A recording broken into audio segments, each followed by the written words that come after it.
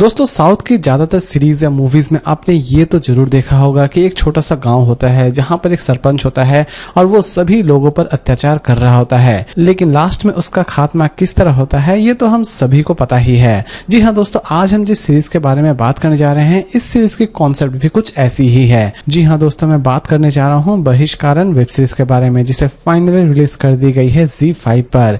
इसके total 6 episode release किए गए हैं और हर एक एपिसोड लगभग 31 to 30 मिनट की है, यानी कि ये सीरीज उतनी भी ज्यादा लेंथी नहीं है। सीरीज हो सके तो आप अपने फैमिली के साथ ना ही देखें तो ठीक है, क्योंकि इस सीरीज में आपको बहुत सारे ऐसे सीन्स नजर आने वाले हो जाएंगे जो कि एटलीस्ट आप अपने फैमिली के साथ देखना बिल्कुल भी नहीं चाहेंगे।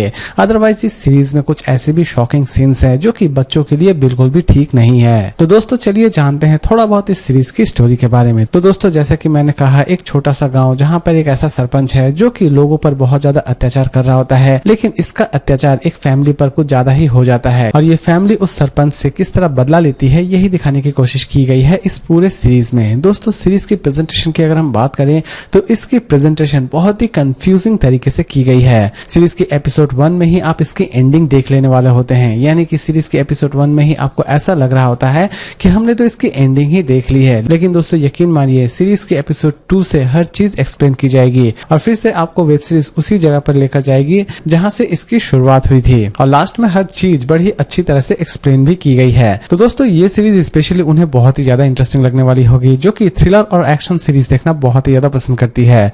सीरीज के हर एक एपिसोड बड़ी ही इंटरेस्टिंग तरीके से प्रेजेंट की गई है, यानी कि ये सीरीज एटलीस्ट आपको किसी भी जगह पर बोर नहीं करने वाली होगी। सीरीज आपको अच्छा खासा एंटरटेन भी करने वाली होगी। लेकिन दोस्तों दुख की बात यह है कि सीरीज फिलहाल हिंदी में अवेलेबल नहीं है। सीरीज फिलहाल तेलुगु लैंग्वेज में ही अवेलेबल है और अगर आप तेलुगु लैंग्वेज नहीं समझते हैं तो आपको सबटाइटल का सहारा लेना पड़ेगा। तो दोस्तों अब बात करते हैं इस सीरीज की रेटिंग के बारे में। तो दोस्तों ये सीरीज रही मेरे लिए काफी हद तक अच्छी। सीरीज ने एटलीस्ट मुझे किसी भी जगह पर बोर नहीं किया है, लेकिन इसकी स्टोरी बहुत ही ज्यादा कॉमन है। लेकिन इस सीरीज की प्रेजेंटेशन बड़ी ही इंटरेस्टिंग तरीके से की गई है, यानी कि इस सीरीज को जब आप देख रहे होंगे तो आपके दिमाग में अच्छा खासा कंफ्यूजन पैदा हो रहा होगा। तो दोस्तों अगर मैं इस सीरीज को रेटिंग दूं तो मैं इसे रेटिंग दूंगा 5 में 3.5 स्टार, क्योंकि दोस्तों इसकी स्टोरी बहुत ही ज्यादा कॉमन है लेकिन इसकी प्रेजेंटेशन अमेजिंग है। तो दोस्तों अगर आप सोच रहे हैं कि इस सीरीज को हम देखें या ना देखें, तो दोस्तों सीरीज देखना ना देखना पूरी तरह से आपके ऊपर डिपेंड करता है। लेकिन अगर आप कोई अच्छी सी एक्शन और थ्रिलर सीरीज देखना चाहते हैं तो आपके लिए ये सीरीज एकदम ही परफेक्ट है। तो दोस्तों उम्मीद करता हूं कि आज का ये रिव्यू आपको पसंद आया होगा। तो फिर मिलते हैं एक नई वीडियो के साथ।